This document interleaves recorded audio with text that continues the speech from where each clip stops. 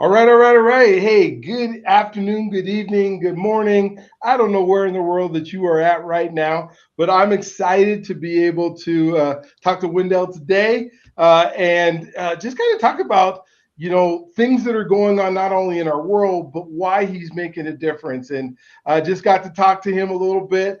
He is working on his doctorate, so we're pretty much getting ready to call him Dr. Moss.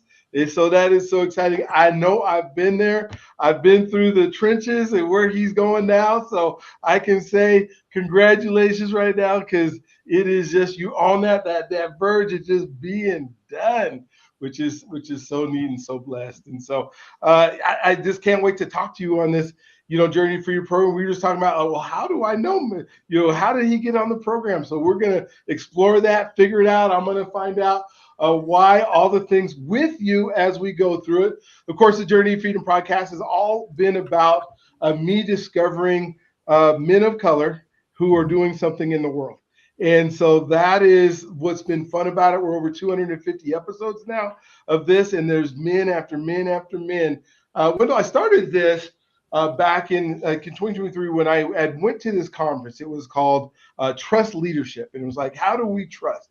And a guy named Dave Horsager, who's since been on my Living Boldly with Purpose podcast, and he's been doing this trust stuff for like 15, 20 years. And he's got all these books, and there's 500 people. We're in Minnesota. There's 500 people at this event, and I count there's 30 folks of color in there. And I'm going, why are my community not getting this information? Because if there's folks that I know that don't trust, a lot of them come from the community that I spend time in. We don't trust each other. We don't trust our spouses. We don't trust ourselves. We don't trust the community. So how do I bring this to into focus and into light in our community? And one of the things I started doing a coaching program and excuse me, let me drink a little bit here. Good. All right, putting that together. And then I said, wait a minute. I know there are some good folks of color that are doing some amazing things. And I said, okay, so let me just, let me start reaching out. I started having women reach out to me. All right. And God just said, no, I need you to do men. I said, well, I don't want to just do black men. I mean, because at the time I didn't know. I'm like, those are some hard conversations that we're gonna have, and it was. But I'm so glad I did. The first year I did it, I said I want to do 100 black men from around the country that are Okay. doing something in their field. We ended up at 105. And like I said, now we're over 250 episodes Wow. that Wow. we've been doing in this. And just so many great stories. Yes, we have the men that grew up, in a single family. And yes, we have, lots of men that have been incarcerated. And yes, we have men that have, I mean, it has been so like that. We also have like doctors and, professors and engineers and actors and sports people. And it has been so cool. Have a gentleman who, decided that his kid was going to go to an Ivy League school when he was born, and the progression of that child going, what he did to make sure that he ended up going to Brown. And then I interviewed the son who's like owns a company somewhere in South America, as a result of all the things that his dad did. So there's so many different things, and I can't wait to hear your story and what you've done and what you're doing now. And so I'm going to get to it. I'm not going to talk this whole time. Yeah. So Wendell, thank you for being on the show. Thank you for being willing to spend some time with us today. I can't wait to talk to you, hear your story, figure this whole thing out.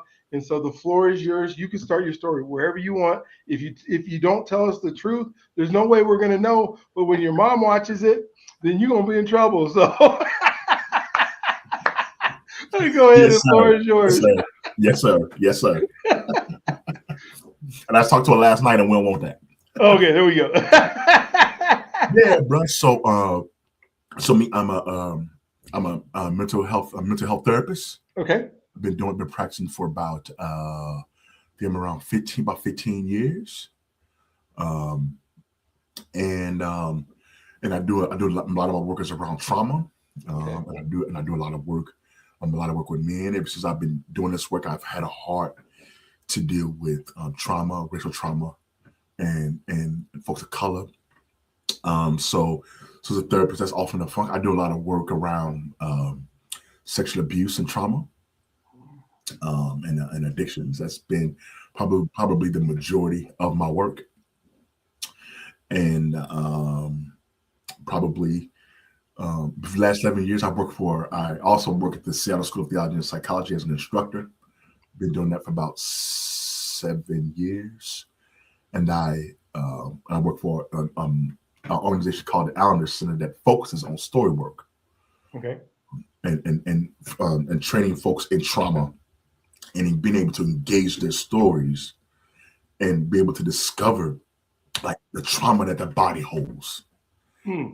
Okay. So I get the privilege of engaging folks in their story, and Dr. Brian, that started with me and my own story, Okay.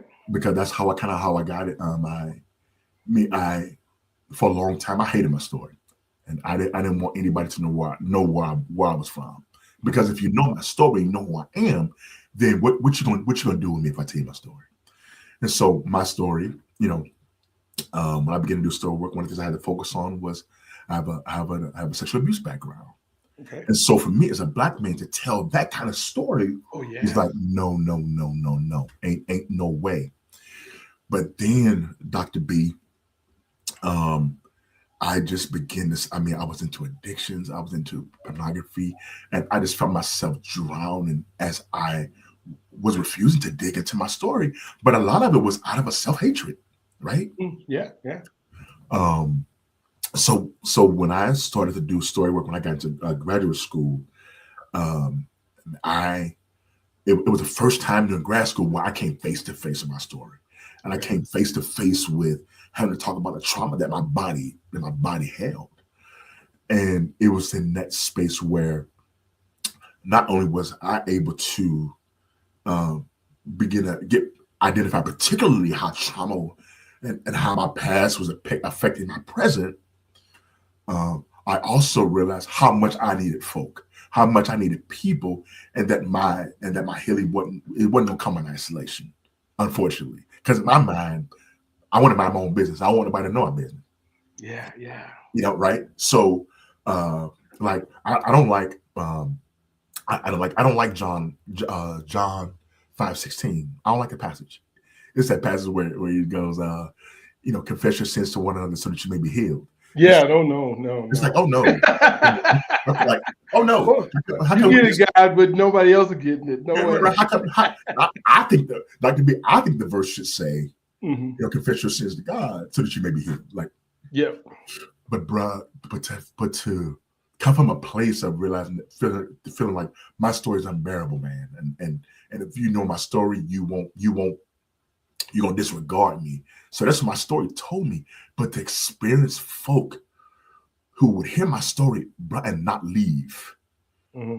was something to me, bro. And so I think it's out of that space where I felt like, okay, what's planted in me is that this is the kind of platform I want to provide for other folk. Hmm. And so Dr. B, I do this work out of my own story, man, out of my own experience, and it's what I've been doing for the last over a decade now. Wow, that's so cool. Now, I think earlier you told me you grew up in St. Louis, right? Was Yep, it born and East, raised. East St. Louis or East St. Louis? St. Louis, Missouri. Okay, got you on the Missouri side, right? Because I'm on the I know a Missouri side. whole lot of people on the Illinois side, right? Right, right, right, right. And the cities that were there. Do you have your own family now? Or you Yeah, I'm married. I don't have any kids, but I'm married. okay? My wife this year will be 27 years. Yeah, 27 my wife years. Veronica Moss. She was actually born and raised in Chicago. Okay, She's a songstress. That's what she does. So okay. yeah, so it's just me and her. All right. Well, 27 years. So you're gonna have to talk to us a little bit before we jump in Yeah, yeah, to yeah. how do you survive in this day and age, 27 years of marriage? What are some of your tips, the things that you say have been the foundation that keeps a healthy marriage that lasts 27? Because you can't say it was all easy because you'd be lying. Oh, So we already talked about I can't do that, right? We already said well, mama catch you. yeah. Yeah, Dr. B. It's been a road, man. And one of the things that I found is one for me being able to be honest about where I am, and me and my wife to be able to have hard and honest conversations. And I think a big piece for me was, if I would have did my own story work, man, I don't think I would have made it, because Yeah. my Okay. addictions was in my addictions were in the midst of my marriage, and so I had to share those things with my wife. So if it wasn't for if it wasn't for me doing some of my own work, man, and then allowing my own spouse to some ways engage her own story, and I think that's one of the big things, is being able to honor my story in the midst of my marriage, and allow that to have some honest conversations. My wife and I, we're playful, but we make space for, man, when we mess up, Hmm. rupture and repair, Yeah. right? Like Yeah. we jack up, but then realizing that conflict can be an opportunity rather than an end. And I think for a lot of us, even in our stories, I think even for mine, for a while, was conflict. No, you like be out, but Hmm. to not see conflict, I mean, to see it as an opportunity to even draw closer, and to even like bond over. I mean, I never thought that, honestly, Dr. B, I never thought that God could use my mistakes, my daughter's Mm. mistakes, Yeah. let alone use them in my marriage. So, Oh, Dr. That's a big one. Being able to be honest about okay. my own story work has played a major role in my marriage, man. Awesome. Thank you for sharing that. She's from Chicago. You're from St. St. Louis. Louis, yeah, You guys are in not Washington, D.C. You are in the state, state of Washington. Culture is not the same. I've been up both, and now you're not even, you're outside of Seattle, so you're not even in the city. Talk to me about how you convinced her, or did she convince you to go to Washington, yeah, and then just a little bit about some of the culture things that you guys have yeah, dealt with as you've been yeah, there. bro. Because we met at Eastern Illinois University, Okay. which is about 2.5 hours south of Chicago, Yeah. Yeah. because we both lived in Chicago. And so we got married while we were in Illinois. And I was actually in ministry with a ministry called InterVarsity. Okay. I was on staff with them for like almost 10 years. And so, and then while I was in the midst of working with InterVarsity, there was this idea of, like, Wendell, you seem like to work with some kind of issues. Like, this is kind of what you do. You ever thought about going, you ever thought about becoming a therapist? And I'm like, no, no, that ain't kind of what we do. Like, no. And so, but eventually, after some conversations, I was like, and I think God was like, It's time. Yeah. so I decided, I heard about a program out here in Seattle called it was then called Marshall Graduate School, and I don't know if you've ever heard of Dan Allender. So it was this program where he focuses on trauma. So I was shocked, bruh, because at the time I was working at Eastern Illinois University on staff when I graduated. Then I worked with Southern Illinois University down in Carbondale, and all of a sudden, um, this grad school thing came up, and I didn't think my wife was going to go for it. My wife has a master's in counseling too, Okay. and she's not currently she's not practicing, but she and I was like, ain't no way I'm getting her to move to Illinois and get to move to Hmm. Seattle. We ain't got no family here, ain't no way. And so, bro, when we came to visit, and hear my wife go, honey, we can do this. I like the program that you want to be part of. Yeah. Bro, I was done. I was shocked. So, bro, we moved out here in 2002. Okay. So you've been there 20 And years. I came here to go to grad school to get my master's in counseling psychology. That was the reason I first came. My wife was like, let's do this. So, man, so my wife blessed me to come out here and do this. And but my intent was, honestly, 2007, I'm out. Like Hmm. this, I ain't from the Northwest. I'm like, I'm out. Hmm. Well, bro, if you can see, I'm a little late. Yeah, about 20 years later. Yeah, I'm still late, right? Oh my Yeah, man. God. So I didn't know that God would call me to a work here, to begin a work here, and Hmm. it was actually this place where I began to train and begin engaging my own story. So, bro, this wasn't planned. I'm just telling you. God, yeah, yeah. Oh my gosh. Well, cool. What? Couple things I want to unpack. I want to get into therapy here in a minute, but when I'm going to start, I want to start with identity Yeah. because you talked about some things that were, happened in your past that were part of, obviously it's part of who you are, and you're part of the Yes. Yeah. trauma that you felt inside. Hmm. And one of the hardest things to come to grips with or reconcile is our identity and who we are. Yes, sir. So maybe talk a little bit about your identity changes that have led you to the man that you are today. I would love to Yeah. hear Yeah.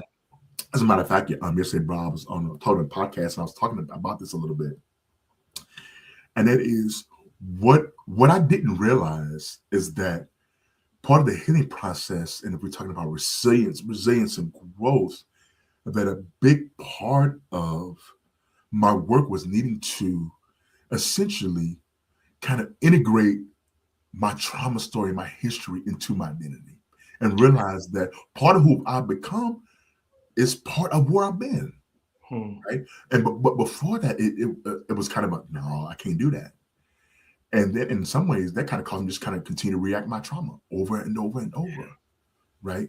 And so to have to story tell and to have to allow folks to engage my story, me engage my story, and then realize that, well, okay, this is part of who I am. I bring my history, my abuse history with me, Hmm. and again, this is where I could, I mean, I saw weeping on you, but it's like I had no idea that that part of me that God would want to use, and that I would be here as a result of me allowing my history to be part of who I become and become a who part of who I am, and engaging my story, man, has an identity.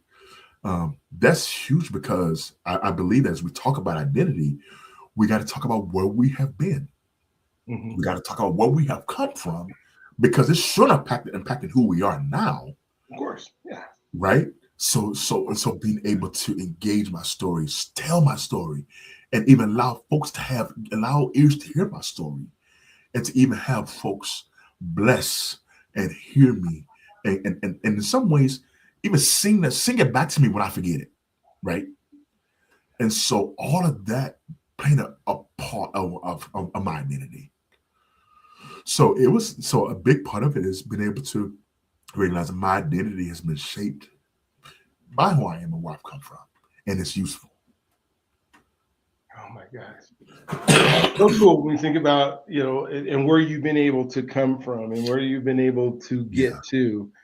When I think about like you're a therapist, Mm. and I think about our culture and not ever wanting to see a therapist, and the Yeah. therapist isn't going to be, Yes, sir. it's like this taboo thing that we've decided Yes, that sir. I'm too good, or if I go see the therapist, then that proves that there's something wrong with me, and I don't want to Yeah. believe that there's something wrong with me. What would you say about your healing process, what you've done, and then how you're helping others through the use of therapy, or the use of maybe it's just being able to talk to people, and finding the right people to talk to, because everybody who's your friend should not be your therapist. And Everybody you who's know your this. friend ain't gonna get you And you through know stuff. this, bro. And you know Woo! this. And you know this. Yes. As much as we love them, and as much that just it just becomes it becomes a particular kind of care that we need. Hmm. And so when I think about therapy, I think it's one of those. I just some of my work I've been doing. I mean, counseling. We're black men are one of the most, Hmm. when percentage wise, like un untherapized. Hmm. We don't go to therapy because of the stigma. Like you said, what does it mean if you find out going to therapy? But I think one of the things that I have had to work with myself, because when I went to therapy, it wasn't easy. I was like, I mean, where I come from, black folk, if you ain't my pastor, and if you ain't fam, this family business. So you ain't, I can't, no, ain't no way. But bro, what I came to recognize was it became more about having somebody bear my story and Mm. be able to. It reminds me of a quote. I believe, actually, I got it right here by Peter Levine, and he talks about like trauma is not what happens to us, but what we hold inside in the absence of an empathetic witness. Right. So, bro, I think for folks have to recognize that you need a witness. And I think that's what black men, we haven't had a whole bunch of witnesses. Our stories are denied. Our stories aren't allowed to be so. Black men are so used to having their story told by somebody else, Yes.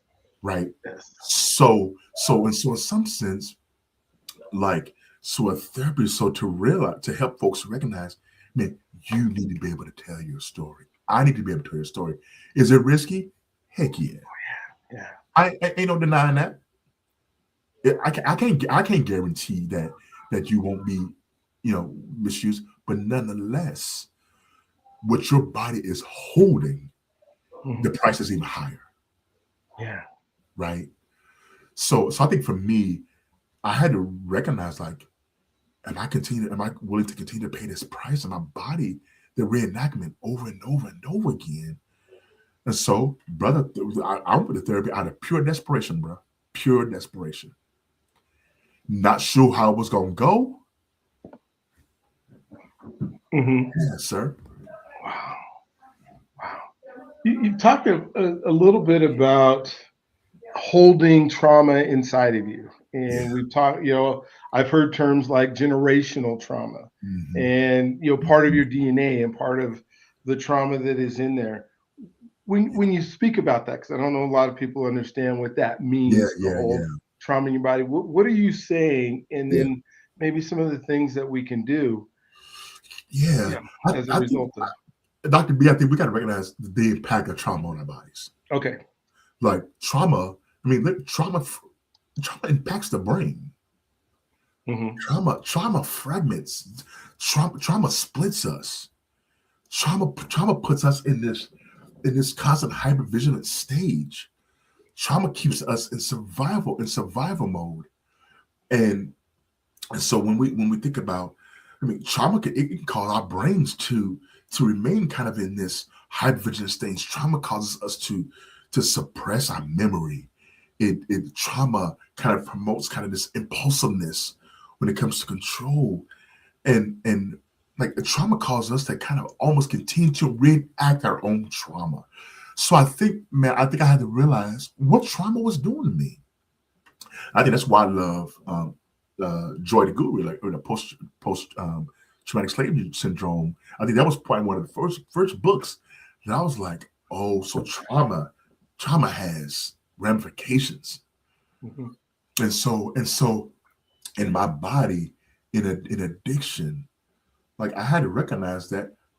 But part of that trauma was I'm reacting out of self contempt, that I hate myself, that I hate my story. That's in my body. Um, my body is hyper vigilant, and that's exhausting, especially if especially with the mantra, like we're supposed to be resilient. Hmm. And so what we end up doing is essentially white knuckling it. It's not really resilience. So I think when I talk about trauma in the body, that's something it takes an investigation, and somebody to slow us down to recognize that, oh my gosh, I'm carrying this in my body. And I think that's why I love Resma Medicum's work. Like I think he helps slow us down and go, man, your body is impacted. You're carrying a whole bunch. You want to stop and recognize what you're carrying, bro? Yeah. So Yeah, when you say things like "I hated my story," yeah, yeah, and you think about that means that you don't like yourself, right? Because you are your story, and you can say that's like a nice way of saying I don't like me. yes, I sir. don't like who I am. I don't Yes, believe sir. I'm enough. I can't do anything because if Yes, you sir. hate your story and where you came from, what are you looking forward into the future? So how do you reconcile that? How do you go, from because there's so many people who will tell you, you know, you got the people who've gone through it and say, well, my past is not my future, but your past is your future because your past is your experiences, right? It doesn't mean it repeats, right? Your past doesn't need to repeat in your future, but your past is who you are. I mean, you cannot change that, Right. but if all your feelings are that you hate who you are as a result of it, how do we move through that? How do we? pull that stuff out of there. Yeah, man. I think for me, it was recognizing, like when I think about my abuse history, it was Mhm. me having to work through when I think about, even when I think about my abuse. Okay. I mean, to me, it was like, you were stupid. How in the world could you be It was duped? on you, not Right? me. It's on me. How could you be duped to let that happen to you? Hmm. But to have to do some work and go, I'm as a 5 or 6 year old, what kind of defenses would you have had against somebody who was sophisticated, who was a sophisticated groomer? Like, what kind of defenses would a little boy have had? Especially with my story, like I wanted to be liked, and I would work hard. I would work hard for people to like me. That's who the little man was, right? And so my abuser knew that, Of course. and It's so right. for him to say something to me like, "Hey, bro, you don't do what I ask you to do. I'm leaving."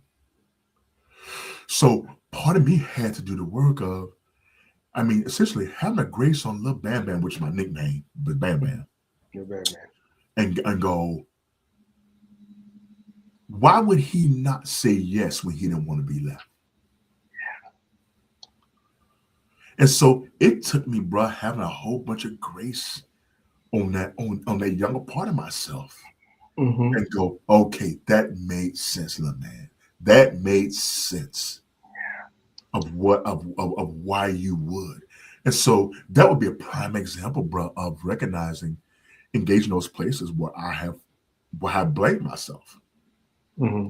and not putting the blame where it belongs.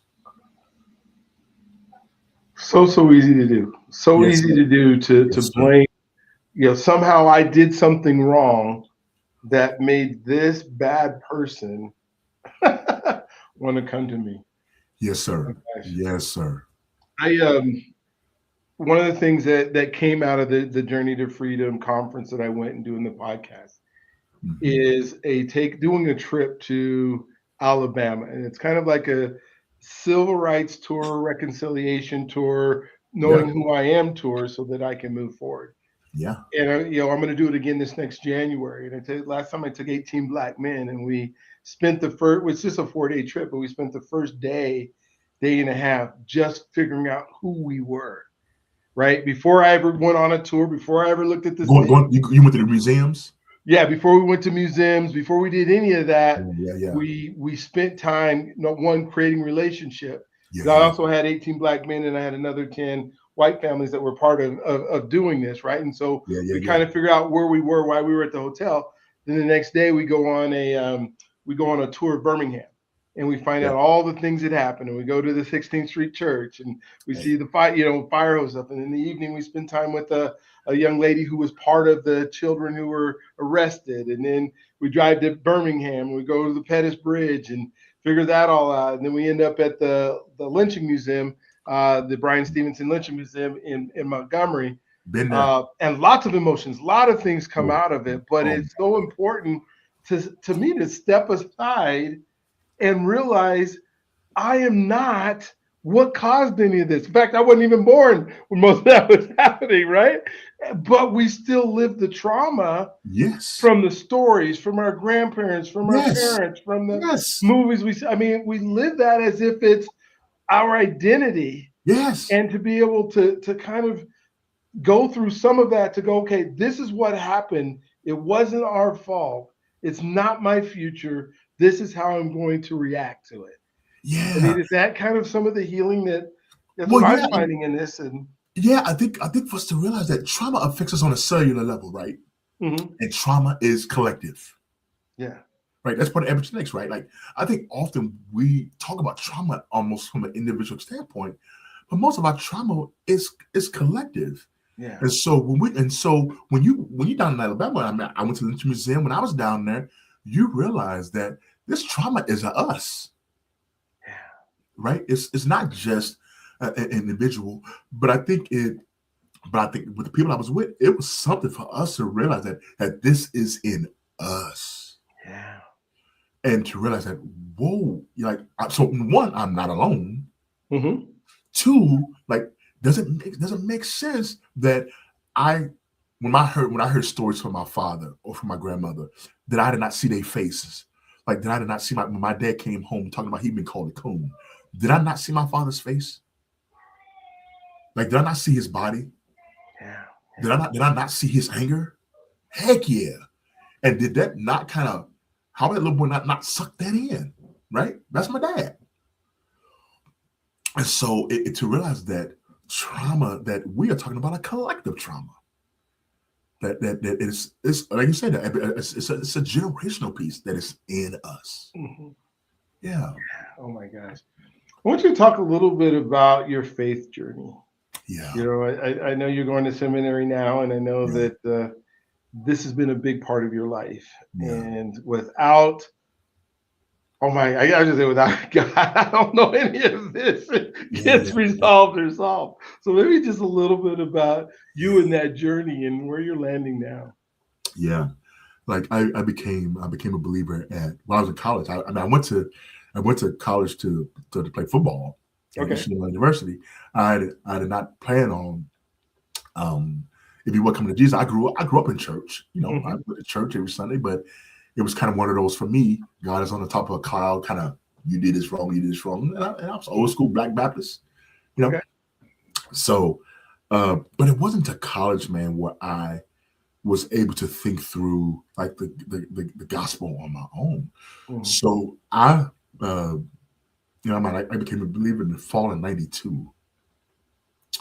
In my dorm room, in my little loft, and then shortly after that, I began to join fellowship right away, and a community of folks, and then in the midst of that, I grew a heart for college students. I was a college student, and so that's when I decided in '96 I went on staff with University because I love the college campus, Hmm. and so, but then what I didn't realize that when I became a believer that God was going to finally deal with my story, bruh. Mm. Like uh, I wasn't anticipating that. Uh-huh. Yeah. Okay, God. I mean, that day, God was like, "You got a lot of pornography stashed around. How come? Like, for real?" And so, a big part of my journey, bro, was like I needed a whole bunch of Jesus incarnates, Okay. Okay. right, to help me to not deny, and in some ways, not use my faith to deny my pain, but to Mhm. actually hear people go, you know what? Do you have any idea? Do you ever thought that Jesus would want to bear that? Do you ever believe that Jesus would want to actually intervene and care for you in those places where you feel unlovable? You, and those kind of things were like, those were messing with me.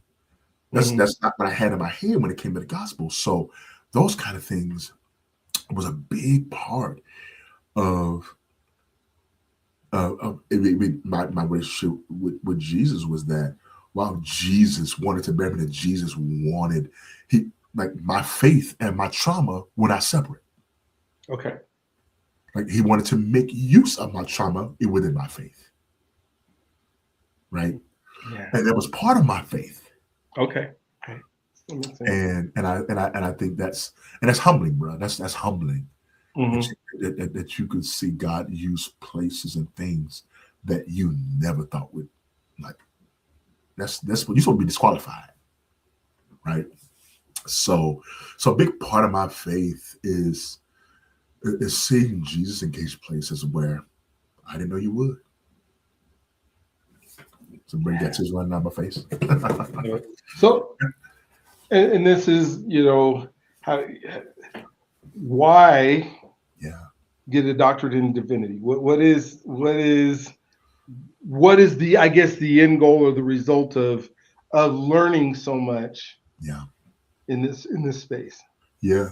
So it's going to be a PhD in counseling, education, and supervision. Counseling education. Okay. So, and as a therapist, I've been, I've been a therapist for a while, but I think in the midst of that, unexpectedly, desire to teach has kind of did this. Okay. And so, and I think as I've continued to teach, my heart has been to teach and that's what I've been enjoying doing. And I feel like that, at 53 years old, that's just kind of me, kind of been in the transition. So I'm feeling like this degree, who knows, but I think my heart is that it would allow me into more teaching spaces and continue to see how God wants to use, because that degree has such an emphasis on teaching. Mm-hmm. Um, and I think my focus, this, how you know you messing with your research question, you're going back and forth, it's driving you mad. And I'm like, if they tell me one more time that I need to change something on my research question, you understand? And they're gonna tell you one more time. One more time, one more again, you tell me. What I want to focus on is, you know, how you know how do Black men who experience childhood sexual abuse, how do they integrate the identity? How do they integrate this into the identity? So that's kind of what I'm wanting to mess with. Okay. And so my topic feels specific to, like, how Black men, how do we do this work? Mm-hmm. Yeah, so I think that's my heart, when it comes to my specific teaching, and there's a specific topic that I want to do some work around. You want to write around it too and put some books together, or you haven't got there yet, or Uh, okay, Dr. B, now you're messing around. Leave me alone, because I've been getting a lot of, you gonna write, brother. I'm like, so I recognize I've been hesitant, but I guess it is helping me to step into that, yeah, right? yeah.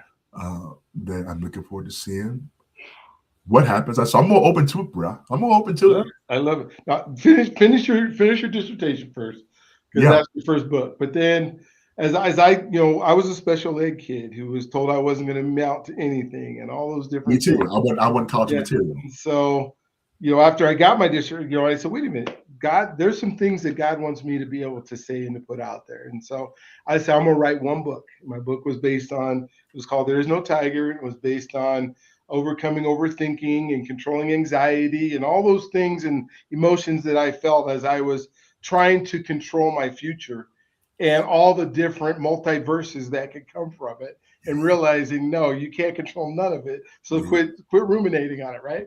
yeah, So I yeah. write this book, and I loved it, and it was fun to do, and it was, technology allowed me to be able to produce and do things I wasn't able to do when I was, in elementary school or even high school. And now I'm working on book number 6, and so it's like you just get going because the stuff just starts coming out of you.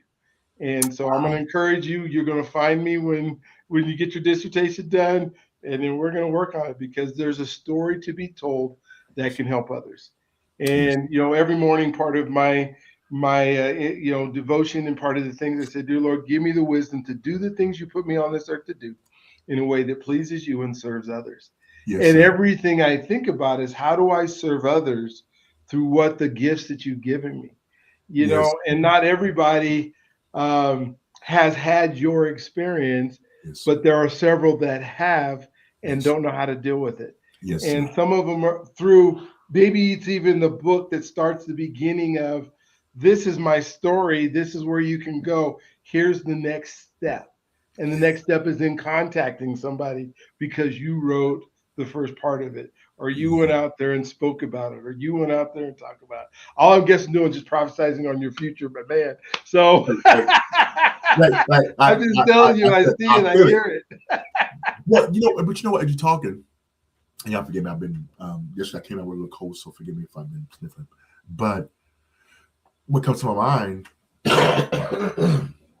is what you just said. It took me a bit to realize that your story is not just for you, Yes, yes. right? That I was like, okay. So that kind of took me beyond, like be able to honor your own story, Hmm. but you've been invited to tell it for God to use it to heal others. Like, and I remember the first time somebody told me, you know what, God has people waiting for you. Yeah. I'm like, whoa, whoa, whoa. I mean, the first time I heard it, I was done. I was like, oh, okay, wow, all right. Hmm. Yep, God has people waiting for you. So I thought about that as you were talking, and Yeah. but I think but the whole writing thing. I don't know if you know Jackie Perry Hill. Mhm. I was at her at the conference, and I talked to her. She was like, "You got your book?" And I told her no. Dude, she gave me a look like Uh-oh, like what you waiting we was for? in Pittsburgh, and and then my I don't know if you've heard of Dan Allender. Uh-huh. Well, he was standing there, and he just kind of gave me a look like, Oh. "Told you," and I'm like, "I know what." Mhm. So, Yeah. and now here comes Doctor B. There comes me, and I'm saying the same thing. So something's a little bird in your ear that is talking to you and just saying, "Wait a minute, there's so much to share. There's so much good that can come from this." Yes, And sir. Yes, you sir. know, it's that time where we go, okay, how do we open up and how do we really start working, with people inside that identity, because identity is so I almost want to say it's almost everything in our ability to move forward, because we get stuck in our identities and and I would love to kind of hear your thoughts on associations and people that you hang around that kind of keep you from moving forward, or even having you come out of your trauma. I mean, your trauma is going to be there, but it's at the same time, how if I'm hanging around the same people, I'm going to kind of get the same results. How do you help people see that maybe some of the relationships and some of the people that they are around are not good for them? Yeah, yeah. And often, in Doctor B, you know this. Often that's a hard process Mm. because there's a reason that they stick around those people, Mhm. right? And there's something of a again, it's something of a reenactment, and almost like I'm afraid to lose. Yeah, yeah. I'm afraid I don't want to experience loss. And so I think with people, I want to honor that they're afraid to lose somebody. Somebody's been a pillar, whether good or bad. Hmm. It's like, yeah, it's gonna be a loss. If you're not around, you might you know you you you might lose Pookie. And there's something about you needing to step away for your sake and his, Hmm. and not saying that you can sometimes it can't return, that God won't call return. But if you return, the relationship's gonna be different because you're Yeah, gonna have better boundaries. yeah. It's going to be different. That's going to be something that's changes in you. So I think a lot of times it's helping people mourn the loss of losing somebody that they become attached to, and realizing like, okay, I'm gonna lay before you the price that is costing you. We're gonna make it look good. Now it's up to you, but here's the price, and do you want to continue to pay that price? Because you're not flourishing. Hmm. Are you flourishing? Like, and That's if you tell flourishing. me you can't, you're not, then oh, okay. Hmm. And it's gonna hurt to lose. Yeah. But in the long term, um, you get to heal. And then how does God want to use that? Even in that relationship, whether he brings it back or not. But Dr. Moss, Yes, some sir. of these people are my family. Eh, Yes, sir. Oh, bruh. Yeah, and that's the thing. Is and we come from a folk where family is big, right? uh-huh. Yes, Family, yes. family is major. So even for some, I may not be able to totally not see this person, but for a minute, you know what? Our interaction is going to look a little bit different. I'm at to draw some boundaries. I might see you at the picnic. I might see you at the family reunion. But some like we got to draw some. I'm drawing some parameters around this, Yeah. and you don't have to like it, but that's okay. So I think working with family, it's hard. It's very It's hard. Yeah. hard, right? It's also how we value fam, Hmm. right? And so, but to be able to have to draw boundaries around mama, around daddy, is you crazy? Wow. Yeah. That I got you got to work with folk on that because that's a loss, Hmm. right? because y'all got a way that y'all are danced, right? Y'all have a way that y'all are related, and to interrupt that, that's gonna hurt. So I think you got to help people to grieve the loss, especially when you got to do that with family. Yeah. And I think that's the whole idea of, and also have to hold that they may be seen as disloyal, right? Because most of us, like, we ain't gonna be disloyal. Like, blood is thicker than water. Yeah, absolutely. No. So to do that kind of work is to be disloyal and to have to wrestle with. Actually, I think it can have the appearance of disloyalty, but in the midst of it, you get to learn what a healthy sense of loyalty is. Okay. And I think you get to realize that this is not disloyal. Disloyal is you continue to enable the relationship. Yeah. Like, that's like, you come to understand and kind of have a paradigm shift of what disloyalty and loyalty is. So yeah, whew. Yeah, and then the other side of that, now you begin to separate from some of those toxic relationships. Yeah. You monitor the time that you have in there. You guard your mind while you're there. Yeah. They can't just tell you anything anymore. Yeah. But then there, like you said, I'm now grieving the loss of these relationships. Yeah. How do I find healthy ones? Because God put us on this earth to be in relationship. Yes, You sir. didn't just be able Yes, to do sir. it on your own. Yes, So sir. it's not like you can just get rid of the bad without replacing Yes, sir. that void. Yes, So sir. what are some of the things that you could help or teach or talk about that Yeah. will help people find the right healthy relationships Yeah. that they're looking Yeah. And but I say this, and I don't mean to sound trite, but one of the things is prayer. There you go. I think we need to be asking Jesus, like, Jesus, who are those folks who you want to be around? Like, can you supply those people around me? Because you want me in fellowship more than I do. Yeah. There's no question about God's will here. It's all in the scriptures that you are meant to be in a relationship. So I think it's a prayer that God loves and would be honored to answer. Yeah, And absolutely. I think being discerning, and know that it can be a process, that it might not be quick. And I think also asking God's strength for when you're feeling that loss, when you're feeling that empty space that is coming to be. So I think prayer is a big thing, that God would, one, bring those folks around, sustain you in the midst of some of these empty spots. And I also think, again, like, keeping your antennas up for people who are willing to listen. So there's no easy answer here. No. Because it's hard. But here's what I would love to say. It's definitely not an easy answer, because you're seeking out for things that are unknown. Yeah. But I will say that it is easier than you probably think it is. Very Because true. you find somebody that is like-minded, or you're around, or hey, maybe it's this podcast, or you see a podcast and you want to reach out. What we don't do is reach out. We figure, we already decided in our mind, they don't have time for me. Yeah. And they don't want, and there's story. a difference between a mentor and a coach. So if you don't have the funds to, a coach is what the person who's paid, and a mentor is the person who's going to do it for free. Yeah. So if you're looking for mentors in your life, it can't be just one person. No. Because then you're idolizing somebody. One person was never meant to bear all of it. No place was ever meant to do. But let's say that you're struggling in your marriage. Yeah. And you find a couple, or you find some folks or another man that you admire his marriage.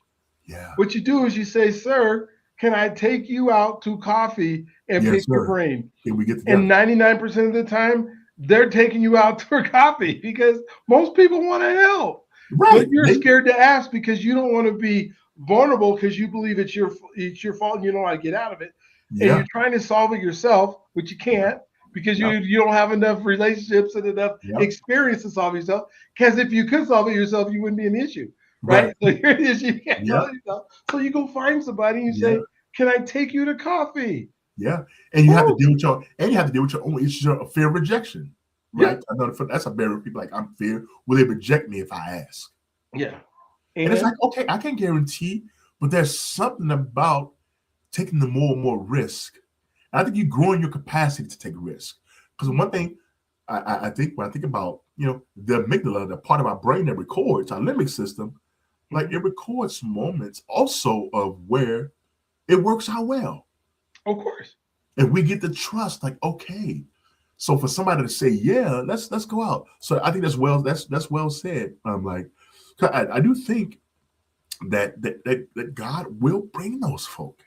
If you prayed about it and he sends somebody, I don't know if you ever heard that helicopter story where the houses there's a flood coming and Yeah, the people are hey you got to evacuate, you evacuate, there's not yeah, going to be yeah, any yeah, room, yeah, and yeah, then the flood keeps coming, you run upstairs and the boat, now it's so flooded you can't walk away, the boat comes by and it's saying hey you need to get down, come up out of there, we want to take you to where you want to be, yeah, then you can go up onto your roof and the helicopter comes by and says, "Here, grab the ladder and go by there." And then the flood wipes you out and you're dead. And you go to God, "How come you didn't save me?" And he's like, "I sent the fireman, I sent the person in the boat, I sent the helicopter. Dude, what's wrong with you?" yeah. Like, It's the same thing when you are in a position where you're looking for something to help in some area of your life yeah, that you got to reach out. And first, you might even have to deal with some of your own issues.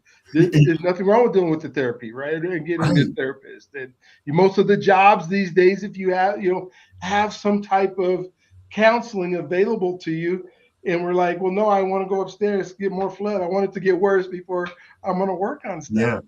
But Dr. B, one of the issues I know I had to deal with, bro, was pride. Yeah. Oh gosh, that one would be a Bro, killer. Yeah. I had to I Yeah. did like I need help. I can't do this by myself. And especially coming from a history where Mhm. we've had to be dependent Yeah. on ourselves, right? Especially as black men, like that's kind of been Yeah. the like don't never let anybody see you sweat. So pride, bro.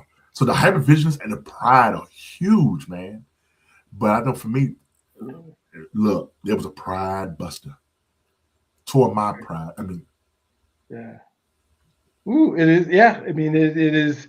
That is like the one determining thing. And then, when I'm even just talking about the couples, for those of you who were raised by their mom and didn't have a dad that was in the yeah, home or something like that, when you get married, your mom's not your wife. Your mom is not the person that you should be bringing those issues to. You need to find somebody else who understands what marriage really means to be able to do it. And I want you to love your mom. I want you to spend a whole bunch of time on your mom, yes, but yes, you yes. cannot expect your mom to give you the right advice on what it means to be a husband. Right, that's the shit. That's your mother. You her baby. For Yes. her to talk to you like a husband, Ooh, not gonna no, happen. no, She's no. not. I mean, now, I mean, if she's trying again, something else, you need to be one of something is being reenacted. Mhm. 'Cause especially if there's been relationships where mom has made you a confidant, Yeah. Oh gosh, exactly. right? Oh my God. Yeah, that's what I mean. Yeah. No. Yeah, like something else is going on. Mm-hmm. Yeah. That mom is your one and only. Yeah. Yeah. Yeah, yeah, yeah. Oh my So God, and that's a hard one, right? Because if it you is. keep on doing your and then she's telling you all these things, and then anything that your wife does, most of the time she ain't gonna agree with some of that stuff, because if especially if you got hurt through it, then Thank she you, really gonna be mad, right? And she thank you, will she thank will you. be that dividing.